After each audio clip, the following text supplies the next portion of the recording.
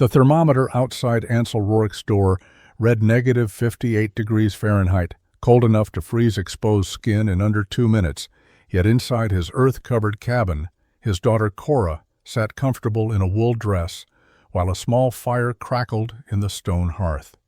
What the other settlers had called madness 2 winters earlier, burying a home like a grave, was now the only reason his family was still alive.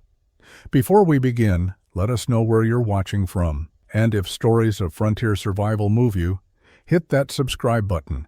Tomorrow's story is just as unbelievable. The winter of 1856 came to the Montana Territory with a cruelty that caught even experienced frontiersmen unprepared. January brought temperatures that made breathing painful and turned spit to ice before it hit the ground. Ansel Rourke had survived 5 winters in the mountains, trapping and hunting, and thought he understood cold. But the morning of January 23rd taught him how quickly the wilderness could kill even careful men. He found Matthias Keller just after dawn. Ansel had walked the mile to Matthias's cabin to check on his neighbor after 3 days of brutal cold. The German immigrant lived alone, having lost his wife to cholera the previous summer. The 2 men had helped each other through the trapping season, sharing work and occasional meals. When Ansel saw no smoke rising from Matthias's chimney, he knew something was wrong. The cabin door was frozen shut. Ansel had to kick it twice to break the ice seal. Inside, the temperature was barely warmer than outside. Matthias sat in his chair near the cold fireplace, wrapped in blankets and buffalo robes, frozen solid. His eyes were open. The fire had gone out sometime during the night. Without heat, the cabin had become a tomb in hours. Ansel stood in that frigid space, looking at his friend's body, and felt something beyond grief. He felt the terror of understanding how thin the margin was between survival and death. Matthias had done everything right. He had stocked firewood. He had chinked his cabin walls. He had buffalo robes and wool blankets, but his fire had failed, perhaps from wet wood or poor draft, and in the cold that followed there had been no recovery. Once the warmth left, it never came back. The cabin itself told the story of that final night. Matthias had burned extra wood trying to build heat. The ash pile was large, but the cabin, built in the standard style used throughout the frontier, could not hold warmth against the extreme cold. Ansel could see daylight through gaps in the log chinking. Wind had cut through those gaps all night. The door, made of rough-cut planks, showed frost around its edges where warm air had leaked out and cold air had pressed in. The single window, covered with oiled canvas, had frozen stiff as board. Ansel returned to the settlement and brought back Stellenvoss and 2 other men. They wrapped Matthias in his blankets and buried him in a snow grave. The ground was too frozen to dig. They would wait for spring to bury him properly. As they worked, Stellan said what they all thought could happen to any of us. Fire goes out in cold like this, you don't get a second chance. Ansel said nothing, but those words settled into his mind and would not leave.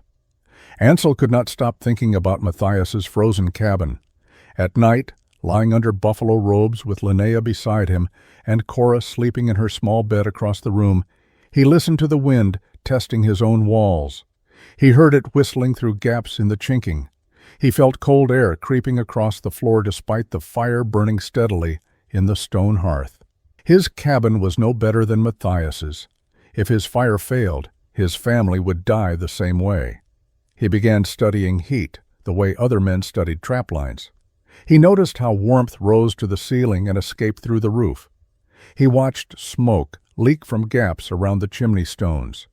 He measured how much firewood he burned each night and calculated how many cords he would need to survive the winter. The numbers were staggering. A traditional cabin in extreme cold consumed wood faster than one man could cut and haul it. Linnea noticed his distraction. She was a practical woman from a farming family in Minnesota, daughter of Norwegian immigrants who had survived brutal winters on the prairie. She understood his fear, but worried about his growing obsession.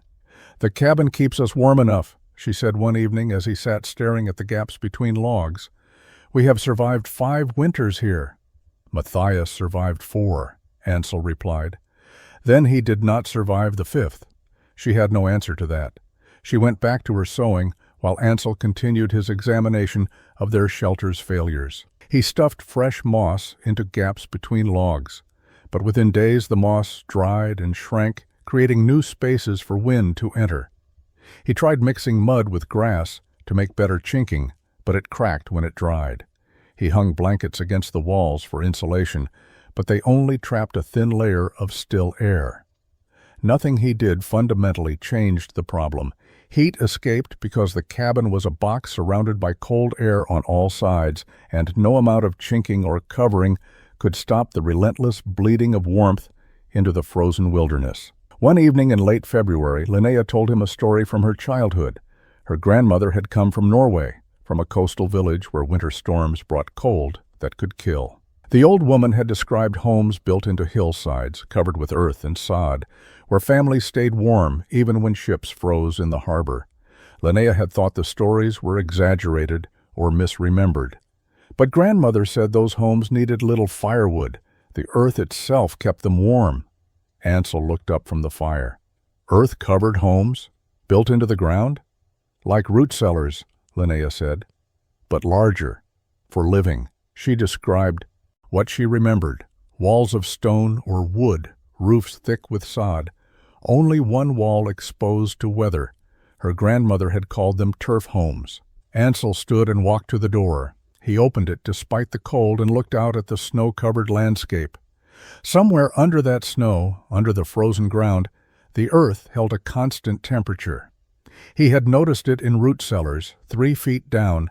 Vegetables did not freeze even in the coldest winter. He closed the door and looked at Linnea. I need to dig. Spring came late to Montana in 1857. Snow lingered into April, but when it finally melted, Ansel began his observations in earnest. He spent a week studying the land around his cabin, looking for south-facing slopes, testing soil drainage, examining how water moved across the terrain during snowmelt. Other trappers thought he was searching for new trap sites. He did not correct them. He also studied animals. He found bear dens carved into hillsides, just large enough for the animal to curl inside, insulated by earth on 3 sides and a roof of roots and soil. He discovered ground squirrel burrows that went 3 feet deep, tunneling below the frost line.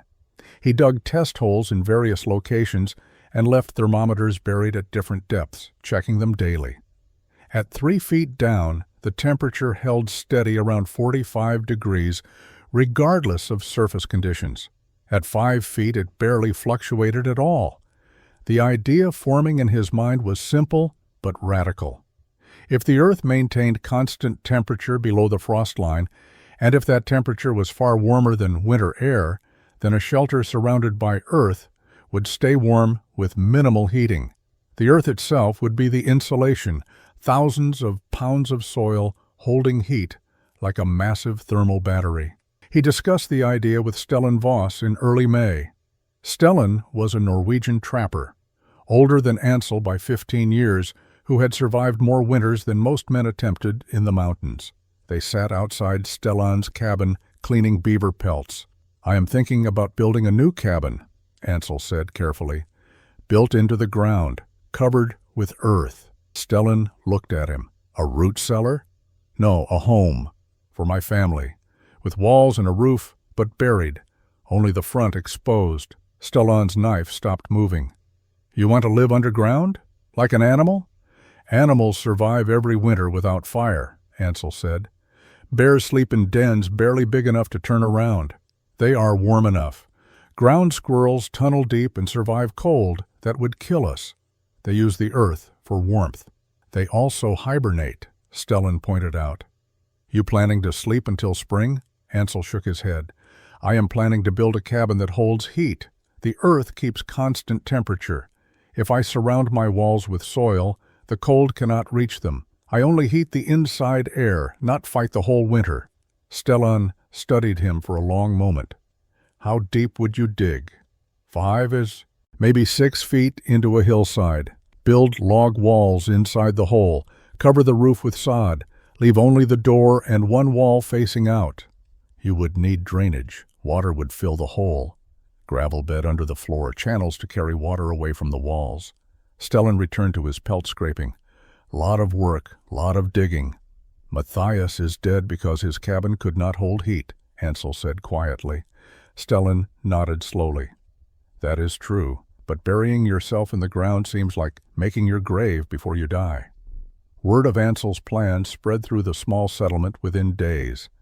By late May, when trappers gathered to sell their winter furs and stock supplies for the summer season, Ansel's buried cabin idea had become the primary topic of conversation and ridicule. Jedediah Crane, a Massachusetts man who had come west 5 years earlier seeking fortune in beaver pelts, led the mockery with religious fervor. Man was given dominion over the earth, not told to burrow into it like a mole, Jedediah announced in the Trading Post, loud enough for everyone to hear.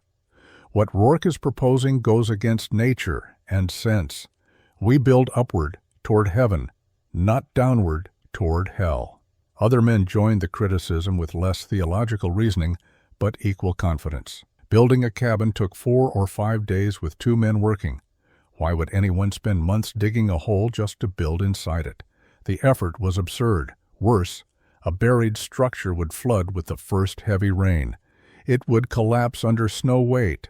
It would trap smoke and suffocate the occupants. The objections multiplied, each man contributing his certainty that the idea was doomed. You will dig your family's grave, Jedediah told Ansel directly. Mark my words, Rourke. That hole you are planning will be where they find your frozen bodies. Ansel listened without arguing. He had learned that convincing men with words was impossible when they had already decided he was wrong. He would have to prove the idea by building it. Linnea faced different criticism from the settlement women. They worried about her living underground with a child. It is not natural, one woman said. Homes should have windows and light. Your daughter will grow up in a cave. Linnea defended the plan quietly. My husband is trying to keep us alive. I trust him. But privately she had doubts. She asked Ansel one evening as they prepared for bed, what if they are right? What if it does flood? What if the roof collapses? Then I will have failed, Ansel said. But if I build a cabin the same as everyone else, we risk dying the same as Matthias. I would rather fail trying something new than die doing what does not work. Even Stellan, who had not openly mocked the idea, expressed concern. I have seen men become obsessed with ideas that destroy them. You have a good trapline, a healthy family. Do not risk everything on something this uncertain. Ansel appreciated the concern, but did not waver. He had spent the winter calculating firewood consumption, measuring heat loss, studying the failures of traditional construction. The mathematics were clear. A cabin surrounded by earth would require a fraction of the firewood, eliminate drafts, and maintain stable temperature. The engineering was sound. The only question was execution. In early June, he selected his site, a south-facing hillside a quarter-mile from his current cabin with good drainage and firm soil. He began clearing brush and marking the excavation boundaries, 16 feet wide, 20 feet deep into the slope. The work would be enormous, but he had all summer to complete it before the next winter arrived. Ansel began digging on June 12, 1857. The first day, he managed to remove approximately 6 inches of topsoil from the 16-foot-wide area he had marked. The work was harder than he had anticipated. Tree roots tangled through the soil, requiring axe work to clear. Rocks, ranging from fist size to large enough to require prying, appeared constantly. By evening, his hands were blistered despite the leather gloves he wore. Linnea brought him water and biscuits at midday. She looked at the shallow depression he had created and said nothing, but her expression spoke volumes. Cora, 4 years old, thought her father was building something exciting and asked when she could play in the big hole. Ansel told her it would be many weeks before the hole was ready. He settled into a rhythm over the following days. Rise before dawn, eat a quick breakfast, then dig until the sun made the work unbearable. Rest during the hottest hours, then dig again until dark. Pickaxe to break the soil, shovel to remove it, pry bar for rocks too large to lift. The pile of excavated earth grew beside the pit, a small mountain of soil that would eventually be used to cover the cabin's roof and walls. After 2 weeks, he had dug 3 feet deep across the entire marked area. The work was revealing the hillside's geology. The first foot was dark topsoil mixed with decomposed organic matter. The second foot transitioned to clay, dense and sticky when wet, rock-hard when dry. The third foot revealed more rocks, some the size of a man's head, embedded in the clay like raisins in bread. Stellan visited in early July and stood at the edge of the pit, measuring its depth with his eyes. "You are committed now," he said. "Too much work to quit." "I was committed when Matthias froze," Ansel replied, driving his pickaxe into the clay. "How deep are you going?" 6 feet total, maybe 7 if the soil stays stable." Stellan shook his head. "In Norway, my father built a barn into a hillside. He dug 4 feet. It took him and my 2 brothers an entire summer." "How did it work?" "Kept the animals warm in winter, cool in summer. It stood for 20 years before we left." Stellan paused. "But that was a barn, Ansel, not a home." By late July, Ansel had reached 5 feet deep. The pit now resembled a rectangular grave large enough to hold a dozen men. Rain had filled it twice, requiring him to bail water before continuing. He had installed a drainage channel at the back of the excavation, cutting a trench that sloped away from the pit to carry water downhill. It helped, but the clay soil held moisture stubbornly. The physical toll was severe. Ansel lost weight despite eating heavily. His shoulders and back ached constantly. His hands developed calluses over calluses, then split open and bled before forming harder calluses. Linnea worried about his health, but he refused to slow down. Summer would end. Winter would come. The cabin had to be finished. In mid-August, he reached 6 feet deep at the back of the pit, sloping gradually to 4 feet at the front where the door would be located. The excavation was complete. He had moved approximately 40 tons of soil and rock by hand over 10 weeks. Now he could begin building the actual structure. Selecting logs for an earth-sheltered cabin required different criteria than traditional construction. Ansel needed wood that would resist rot when surrounded by damp soil. He spent a week cutting cedar trees from a grove 3 miles uphill. Cedar contained natural oils that repelled moisture and insects. The trees he selected were 12 to 14 inches in diameter, straight-grained, with minimal taper. He hauled the logs to his site using a horse borrowed from Stellan, dragging them one at a time down the slope. Each log required careful maneuvering to avoid damage. By early September, he had 28 logs stacked near the excavation, enough for the walls and internal supports. The foundation presented the first engineering challenge. A traditional cabin sat directly on the ground, relying on the weight of logs to hold everything in place. A buried cabin needed different support.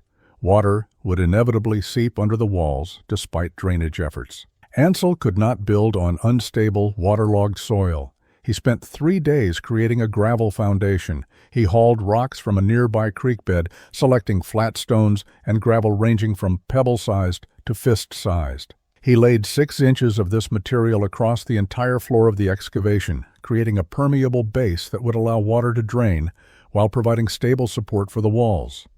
The wall construction itself required solving a problem no traditional cabin faced: lateral earth pressure.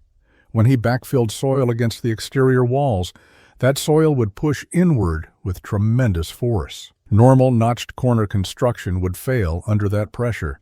The logs would shift, gaps would open, and the structure would eventually collapse. Ansel designed a bracing system he had seen used in mine shafts. He set vertical posts at each corner and at 8-foot intervals along the walls, sinking them 2 feet into the gravel foundation. These posts extended from floor to ceiling, creating a rigid skeleton. He then fitted his horizontal logs between these posts, notching them to lock against the verticals. Each wall log was carefully shaped to fit tightly against the one below it. Ansel used a draw knife to flatten the contact surfaces, removing the natural curve of the wood. The tighter the fit, the less chinking would be required, and the stronger the wall would be against earth pressure. The back wall and side walls would be completely buried. Only the front wall would be partially exposed. He built all 4 walls to the same height, 7 feet from the gravel floor, to provide adequate headroom.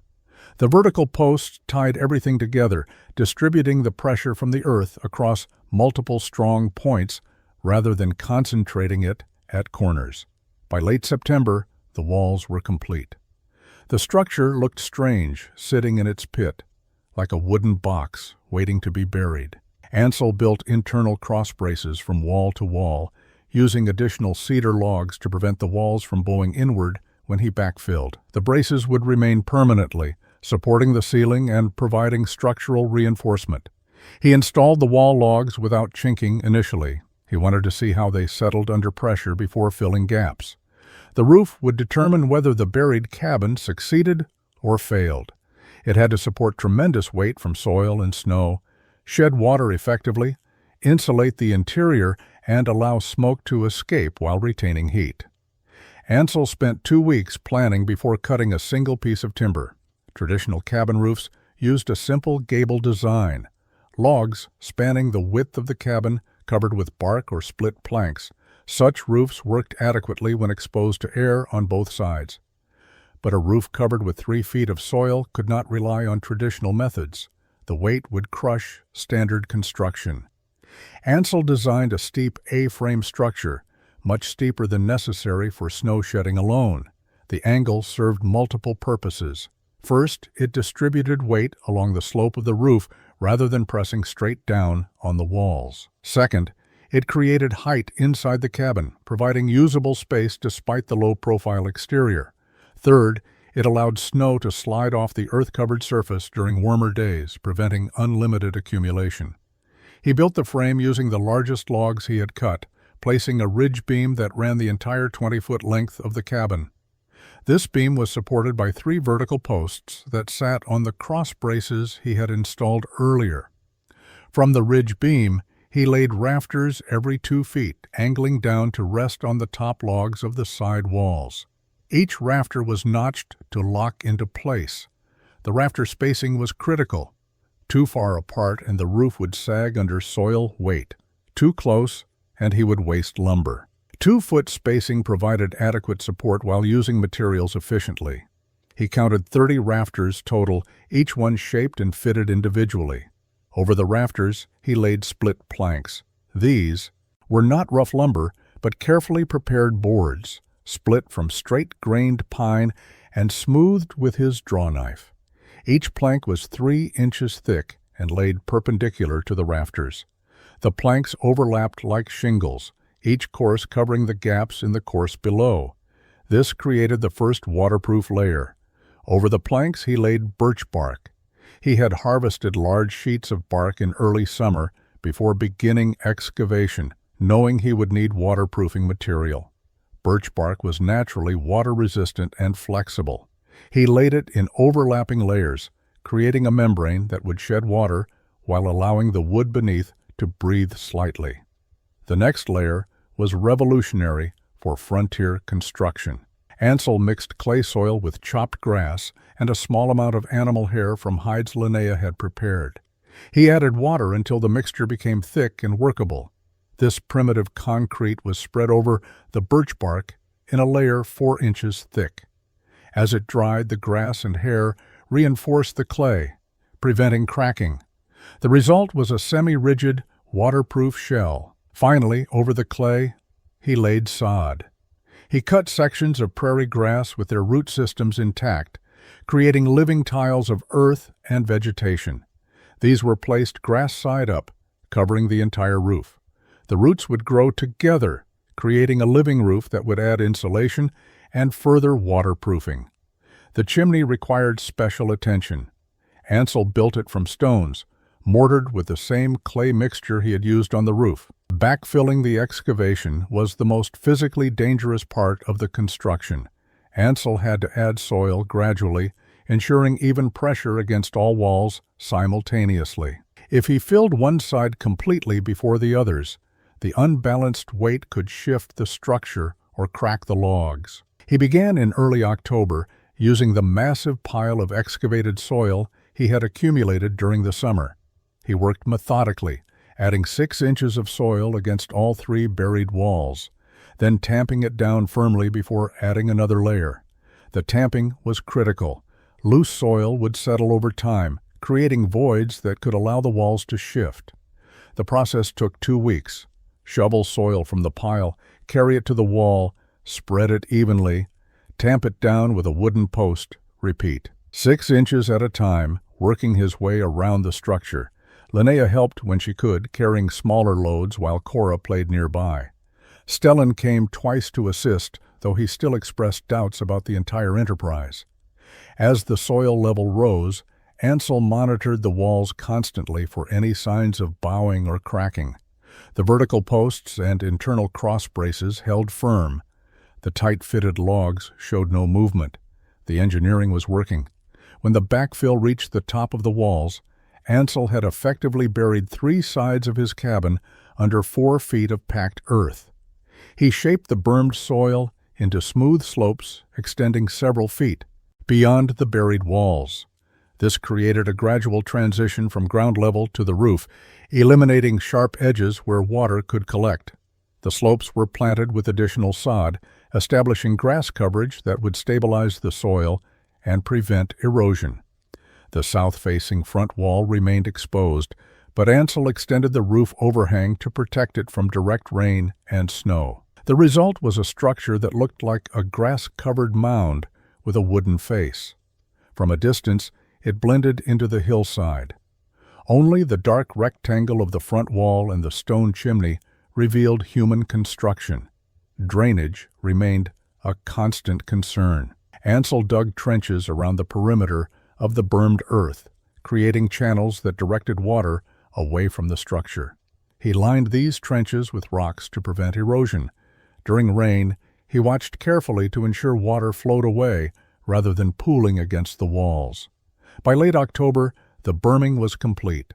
The cabin sat in its earthen embrace, 3 sides surrounded by thousands of pounds of insulating soil. The thermal mass Ansel had calculated now existed in physical form. The earth would absorb heat from the cabin's interior during the day and release it slowly at night. It would buffer temperature swings, maintaining relatively constant conditions regardless of external weather. Jedediah Crane visited during the final days of backfilling. He stood looking at the grass-covered mound and shook his head. "You have built yourself a tomb, Rourke. When spring comes and this settles, you will be crushed or drowned." Ansel, exhausted and covered in dirt, simply nodded. "Then come spring, you will have been proven right." The entrance represented the cabin's greatest vulnerability. Every opening was a point of heat loss, and the door had to be opened regularly for entry, exit, and hauling supplies. Ansel designed the entrance with obsessive attention to minimizing thermal compromise. He built the door frame directly into the front wall logs, mortising heavy cedar posts that extended 2 feet beyond the door opening on all sides. This created a frame stronger than the wall itself. The door would hang from this frame, and no amount of pressure would shift it. The door itself took a week to build. Ansel selected tight-grained pine and split planks 4 inches thick. He fitted them edge to edge using a tongue and groove joint, creating a solid panel with no gaps. The assembled door was 3 feet wide and 6 feet tall, sized to allow a man to enter while carrying supplies, but small enough to minimize the opening. He reinforced the door with diagonal bracing on the interior face, using iron straps he had purchased in town the previous summer. The straps were bolted through the planks, creating a rigid structure that would not warp. The finished door weighed nearly 100 pounds, but it was solid enough to withstand brutal wind and impacts. The hinges were massive iron units designed for barn doors.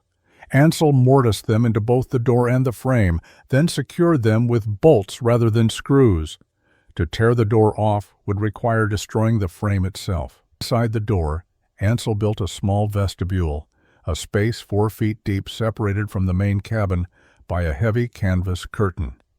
This airlock served a critical function. When the door opened, cold air would rush in and sink to the floor of the vestibule. The canvas curtain prevented that cold air from immediately entering the living space. Heat loss was minimized because the two openings, door and curtain, were never opened simultaneously. Ventilation presented a more complex problem. The cabin needed fresh air to prevent suffocation and remove smoke, but traditional ventilation methods would bleed heat catastrophically. Ansel designed a system based on natural convection and air density differences. He built low air intake vents on either side of the door, just 6 inches above the floor level. These vents were narrow slots, 4 inches wide and 12 inches tall, covered on the exterior with heavy wire mesh to prevent animals from entering. Cold, fresh air, being dense, would naturally flow through these low vents and settle at floor level. The chimney provided the exhaust. As hot air rose and exited through the chimney, it created negative pressure inside the cabin. This negative pressure drew fresh air through the low vents. The system was passive, requiring no mechanical assistance. As long as a fire burned, air would circulate. The incoming cold air would be warmed by the fire before mixing with the cabin's interior atmosphere. Ansel tested the airflow before completing construction by building a small fire in the fireplace. Smoke drew cleanly up the chimney. He held a candle near the floor vents and watched the flame bend inward, confirming airflow. The fireplace was the heart of the cabin's thermal system. Ansel built it with the same meticulous attention he had given every other element. Traditional fireplaces were large, designed to accommodate massive logs and produce roaring fires. They were inefficient, sending most of their heat up the chimney while radiating a smaller portion into the room. Ansel built a small fireplace, only 2 feet wide and 18 inches deep. The firebox was lined with flat stones he had selected from a creek bed, chosen for their ability to withstand repeated heating without cracking. The small size forced efficient combustion. Every piece of burning wood contributed heat to the room rather than the sky. He included a smoke shelf partway up the chimney, a horizontal ledge that prevented downdrafts and reflected heat back into the cabin. Above the firebox, he angled the throat to increase draft efficiency. The chimney itself was narrow, only 8 inches square, sized to draw smoke without pulling excessive warm air from the room. The sleeping area occupied the back third of the cabin. Ansel built raised platforms using cedar planks, elevating the sleeping surfaces 2 feet above the floor. Cold air settled low. By sleeping elevated, the family would rest in the warmest air layer. Beneath the platforms, he created storage space for supplies, taking advantage of otherwise unused volume. He built a small table using mortise and tenon joinery, creating furniture that would last decades. Shelves lined the walls at shoulder height, providing storage for food, tools, and household items. Every element was overbuilt by necessity. In extreme isolation, there were no replacements for broken furniture. The floor was packed earth, covered with flat stones in high-traffic areas. Ansel had considered a wooden floor, but rejected it. Wood would rot in contact with the ground. Stone and packed earth would remain stable indefinitely and contributed thermal mass. During the day, the floor would absorb heat from the fire. At night, it would release that heat slowly, moderating temperature swings. Lighting was minimal. One small window, 12 inches square, was set high in the front wall. Ansel covered it with oiled canvas stretched over a wooden frame. The canvas admitted diffused light while providing insulation. A wooden shutter on the interior could be closed at night for additional protection. For evening light, they would rely on candles and the fire. Ansel built a reflector from polished tin, positioning it behind candles to double their effective brightness. He also installed iron hooks near the fireplace for hanging lanterns. The interior volume was small, approximately 320 square feet of living space. But every square foot was purposeful. There was no wasted area, no space that did not serve a function. The cabin was designed for survival, not comfort. Though Ansel believed survival achieved efficiently would provide its own comfort. By early November, the interior was complete.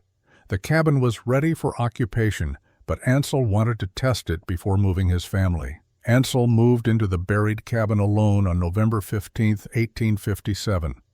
Linnea and Cora remained in the old cabin while he tested the new structure through early winter. If the design failed, he did not want his family inside when it happened. The first night was unsettling. The silence underground was absolute. No wind sounds penetrated the earth-covered walls. No creaking logs responded to temperature changes. The only sounds were the fire crackling and occasional settling noises from the roof timbers adjusting to their load. Ansel lay on his raised sleeping platform, wrapped in blankets, and waited for cold to seep through the walls. It never came. By morning, the interior temperature had dropped only slightly, despite the fire burning down to coals. Ansel rebuilt the fire and began his observations. He hung 3 thermometers inside the cabin at different heights and positions. He placed another outside the door. Throughout the day, he recorded temperatures every 2 hours, building data about how the structure performed. The results surprised even him.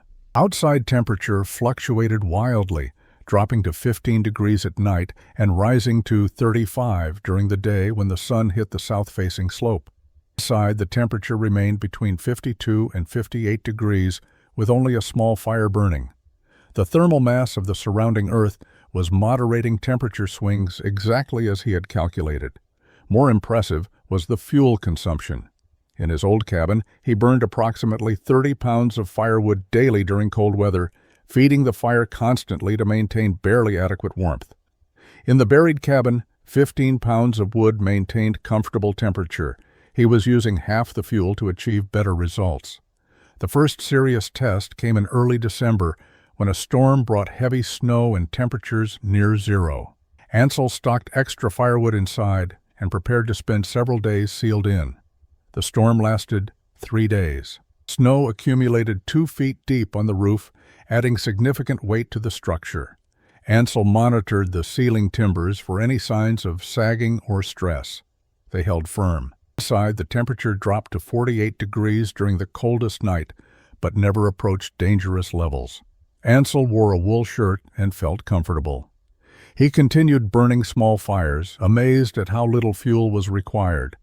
The earth surrounding the cabin was acting as intended, storing heat during the day and releasing it at night, buffering the interior against extreme external conditions.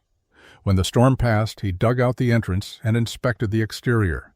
The snow had created an additional insulation layer on the roof. The drainage channels had functioned properly, carrying meltwater away from the bermed walls. The structure had survived its first test without any failures. In late December, Ansel brought Linnea to see the cabin. She stepped inside cautiously, her eyes adjusting to the dim light from the small window and fire. She felt the walls, examined the sleeping platforms, tested the table's stability. She stood silent for several minutes, absorbing the space. "It is warm," she finally said. "Warmer than our cabin, with twice the fire." "The earth holds the heat," Ansel explained. "We are not fighting the winter. We are hiding from it." Linnea nodded slowly. "When can we move our things?" The Rourke family moved into the buried cabin on January 8, 1858. The transition was strange for all of them. Cora missed the windows of the old cabin and complained about the darkness. Linnea adapted quickly, appreciating the constant warmth and lack of drafts. Ansel felt vindication growing with each cord of firewood he did not have to cut. The winter of 1858 was mild by Montana standards. Temperatures rarely dropped below zero. Snow came in moderate amounts, but never created the brutal conditions that had killed Matthias Keller. The buried cabin, performed flawlessly, but Ansel knew it was not being truly tested. A mild winter proved only that the cabin worked adequately. He needed extreme conditions to validate his design. He kept meticulous records. Every day he recorded outside temperature, inside temperature, firewood consumption, and any maintenance issues. By spring, he had a complete data set showing the cabin maintained interior temperatures between 45 and 60 degrees while using an average of 12 pounds of firewood daily. His old cabin, occupied now by a new trapper family, was reportedly burning 25 to 30 pounds daily for inferior results. Word of the cabin's performance spread, but skepticism remained. Jedediah Crane continued to predict failure. "One winter means nothing," he told anyone who would listen. "Wait until a real cold snap comes. Wait until the structure settles and cracks. Wait until spring melt floods him out." Others echoed similar doubts. The cabin was too new, too untested, too strange to be trusted. Stellan Voss visited regularly and admitted the cabin worked better than he had expected, but he still would not build one himself. "Too much digging," he said. "I am too old to move that much earth." Other trappers gave similar excuses. The work was too hard. The design was too risky. Traditional cabins were good enough. Ansel did not argue. He simply continued living in comfort while others struggled with their inefficient structures. He spent his time improving the cabin rather than defending it. He added interior shelving, built better furniture, refined his ventilation system. He discovered that partially closing the low air vents at night reduced heat loss without compromising air quality. The winter of 1859 brought colder conditions, with several periods of temperatures below -10 degrees. The buried cabin maintained its performance. Ansel burned slightly more wood during the coldest weeks, but still used far less than traditional cabins required. Cora had adjusted to the underground life and no longer complained about darkness. Linnea had made the space comfortable with curtains, rugs, and careful organization, but Ansel remained unsatisfied. He had built the cabin to survive extreme cold, the kind of cold that killed Matthias. Until conditions reached that severity, he would not know if his design truly worked. He waited through 2 mild winters, watching the thermometer, hoping perversely for brutal cold that would either validate his work or expose its failures. January of 1860 announced itself with cruelty that veteran trappers recognized immediately as extraordinary. The first week brought temperatures of -20 degrees, cold enough to be serious but not unprecedented. The second week dropped to -30. By the third week, thermometers were reading -40 during the night and barely rising above -20 during the day. Ansel watched the temperature fall with grim satisfaction. This was the test he had been waiting for. Inside the buried cabin, he maintained comfortable conditions with moderate fires. Outside, the world was becoming lethal. Exposed skin froze in under a minute. Breath crystallized instantly. Metal tools became painful to touch even through gloves. The settlement's traditional cabins began to fail. Chinking cracked and fell out as logs contracted in the extreme cold. Gaps opened between wall timbers. Wind cut through structures that had seemed adequate in milder winters. Families burned furniture to supplement dwindling firewood supplies. The massive fires required to heat traditional cabins consumed wood faster than anyone had stockpiled. Stellan came to Ansel's door on January 23rd, the anniversary of Matthias Keller's death. His face was haggard. "My cabin is losing the fight," he admitted. "I burn wood constantly. The temperature inside never gets above freezing near the walls. Only near the fire is it tolerable." Ansel invited him inside. The contrast was immediate. The buried cabin's interior was 55 degrees, warm enough to work without heavy coats. Stellan stood near the small fire, which was barely larger than a cooking fire, and stared in disbelief. "How is this possible? My fire is 3 times this size, and my cabin is freezing." "The earth," Ansel said simply. "It surrounds us. It holds the heat. You are trying to heat air that escapes through 100 gaps. I am heating a sealed space wrapped in insulation that never changes temperature." Other families began to struggle. The cold continued through the final week of January and into February. On February 2nd, the temperature reached -52 degrees. 2 families evacuated their cabins and crowded into the settlement's main lodge, a larger structure with multiple fireplaces. Even there, conditions were barely survivable.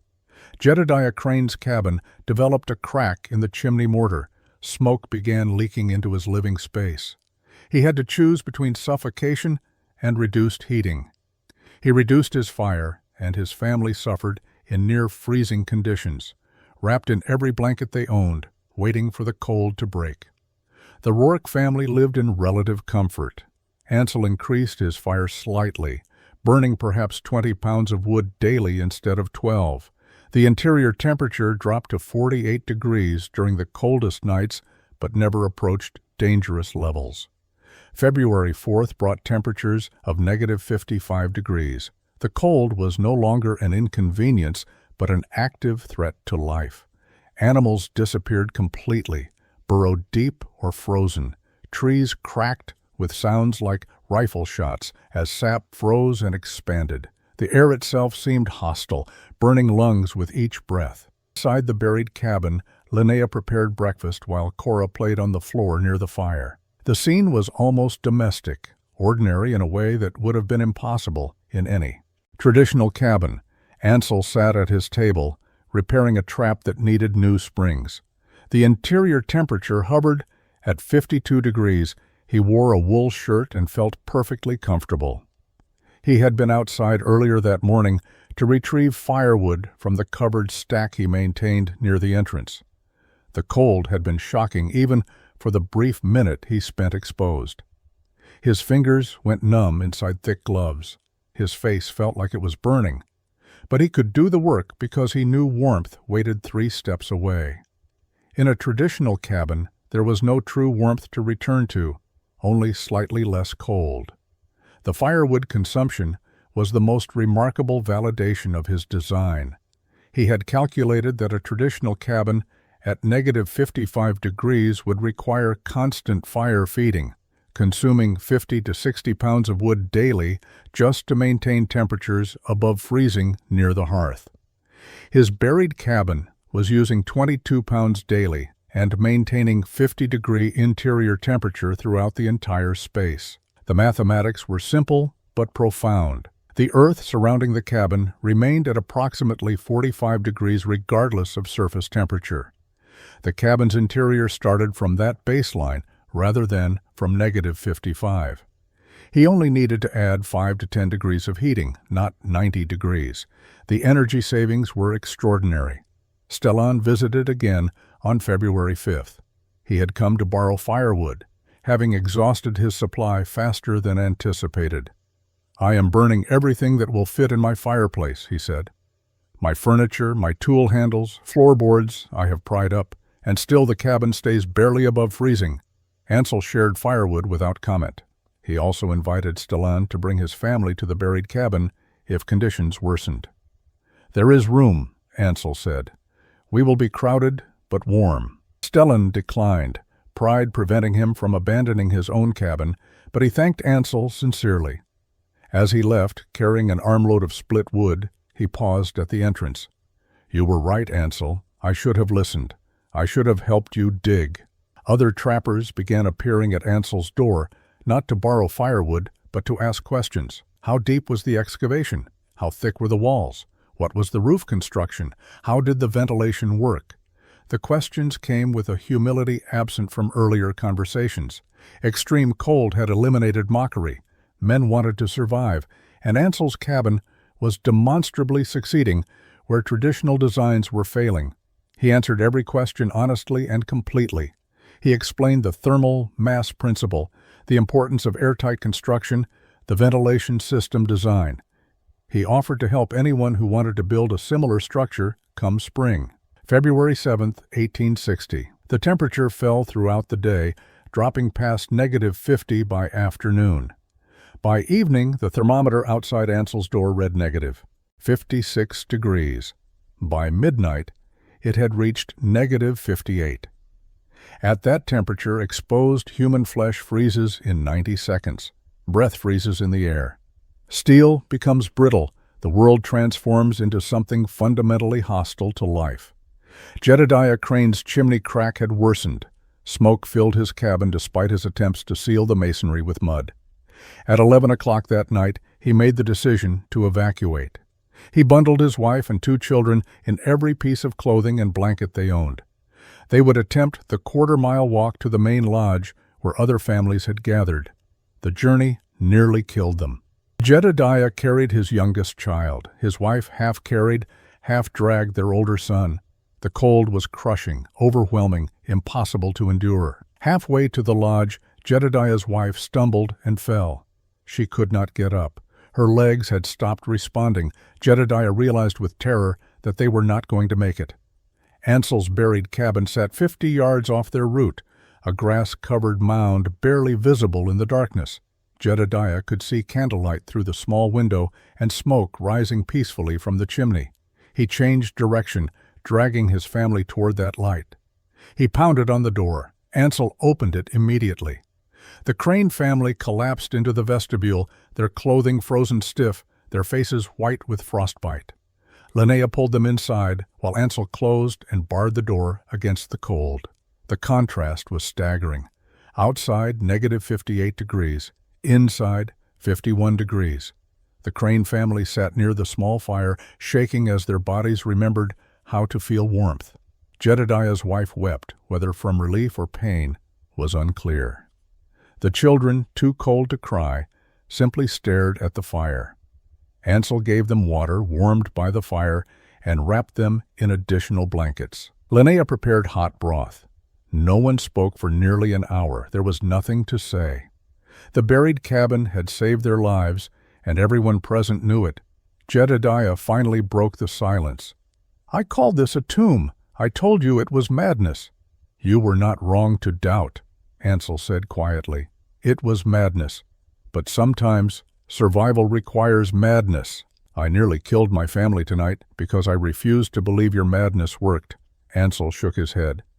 "You nearly killed your family because the cold is more brutal than any of us understood. My cabin is not better because I am smarter. It is better because I watched Matthias freeze and became obsessed with preventing it." The Crane family spent the night in the buried cabin, crowded but alive.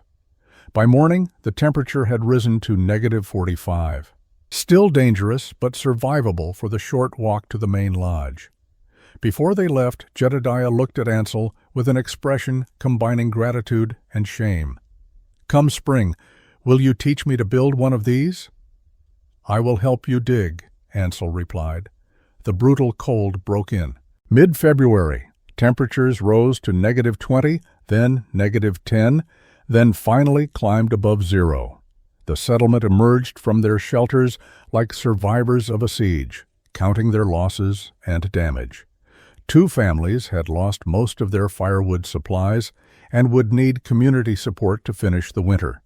Multiple cabins had sustained structural damage from the extreme cold, with cracked logs, failed chinking, and damaged chimneys requiring repair.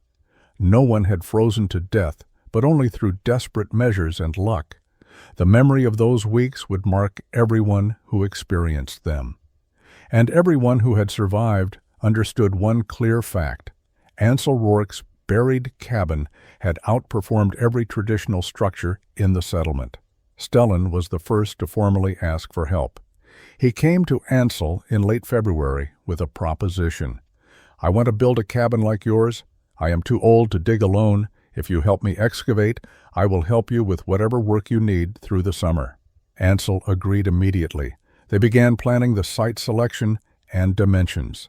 Stellan wanted a slightly smaller structure, just large enough for one man, but built using the same principles Ansel had proven. Others followed. By early March, 5 families had approached Ansel requesting either direct help or detailed instruction on earth-sheltered construction. The requests came with an interesting pattern.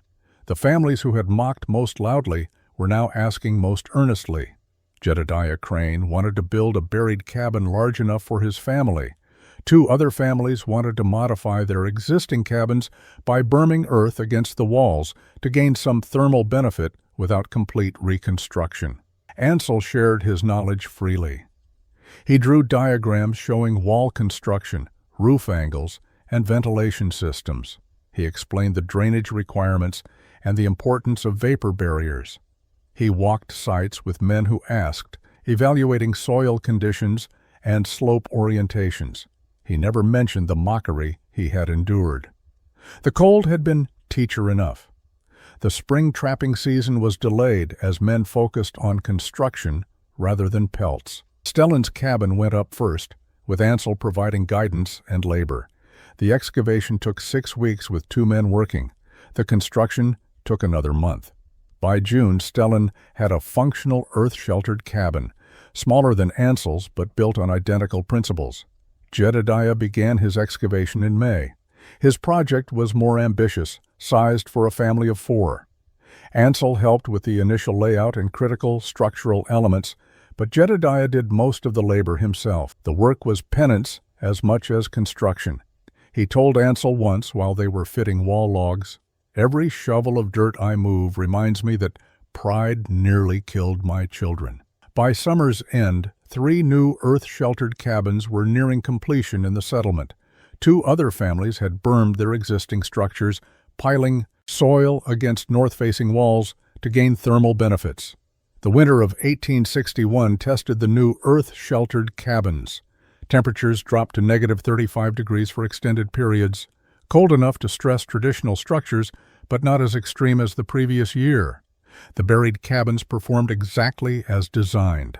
Families living in them reported firewood consumption reduced by half or more compared to their previous winters. Interior temperatures remained stable. No one froze. Word spread beyond the immediate settlement. Trappers traveling through the region carried stories of the strange earth-covered cabins that stayed warm in brutal cold. Some dismissed the accounts as exaggeration. Others paid attention.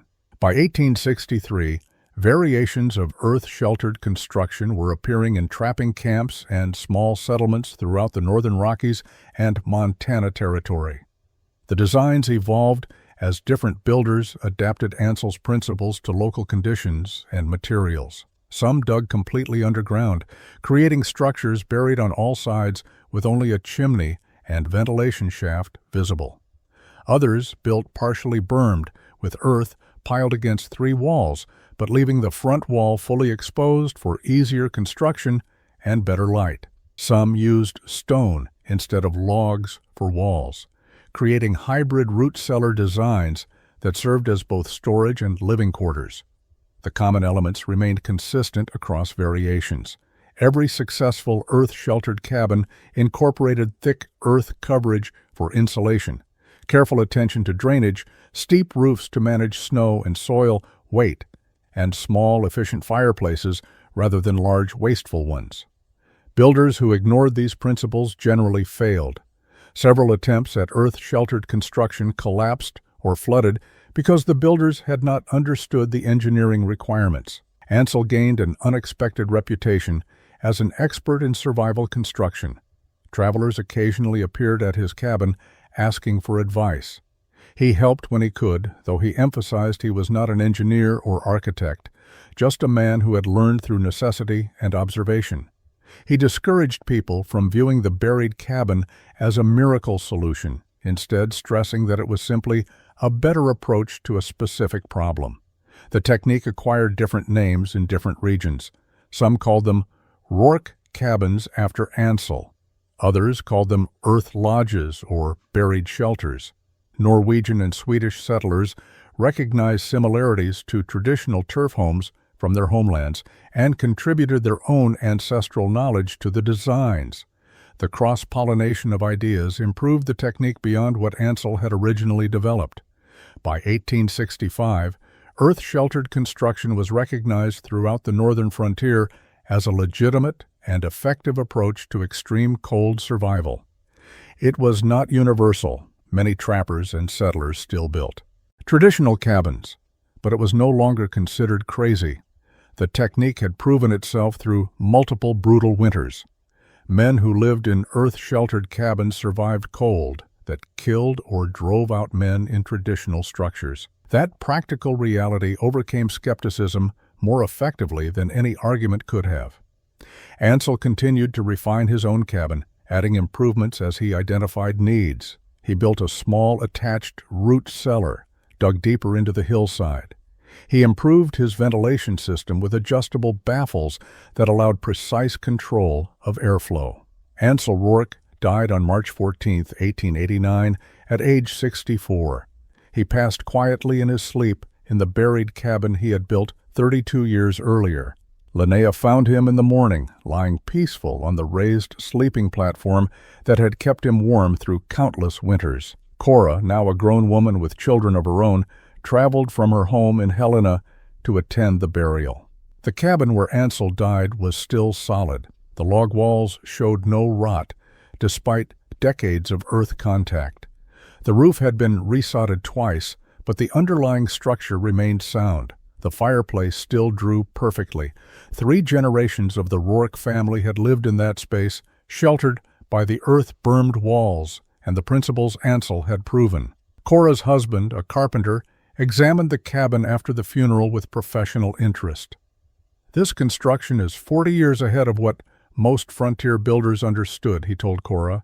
"Your father engineered thermal mass storage before anyone was teaching it in schools." But Ansel had never attended school for engineering. He had simply observed, calculated, and built. His innovation came not from formal education, but from desperate necessity, combined with careful thought. He had watched a friend freeze and refused to accept that outcome as inevitable. The broader impact of Ansel's work was measurable in lives saved and suffering prevented. Historians attempting to document the spread of earth-sheltered construction in the Northern Territories identified at least 40 cabins built using Ansel's principles before 1870. Census records and settler accounts suggested many more that went undocumented. During severe winters in 1873 and 1880, mortality rates in earth-sheltered cabins were significantly lower than in traditional structures. The technique eventually faded as the frontier itself faded. When railroads brought coal and professional construction methods reached remote areas, the need for earth-sheltered survival cabins diminished. By 1900, few were being built.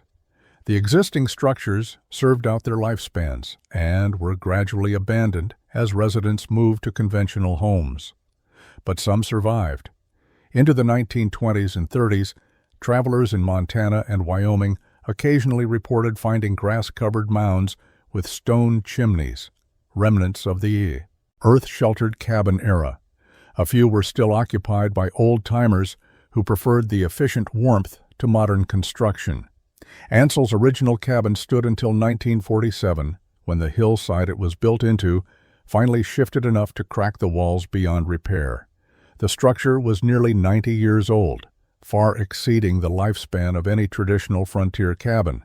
When it finally collapsed, Cora's granddaughter salvaged the hand-forged iron door hinges and several cedar logs as family heirlooms. The story of Ansel Rourke teaches that innovation often comes from combining existing knowledge in new ways rather than inventing entirely new technology. He used logs, earth, stone, and iron, materials available to any frontier builder. His genius was recognizing that earth could be insulation rather than obstacle, that mass could store heat, that small, efficient fires outperformed large, wasteful ones. He proved that survival was not about enduring hardship with toughness alone, but about engineering solutions that eliminated unnecessary hardship. A cabin that required half the firewood meant half the labor cutting and hauling wood. That saved time and energy meant better trap lines, more food stored, more security for the family. Good design cascaded into better life across every dimension.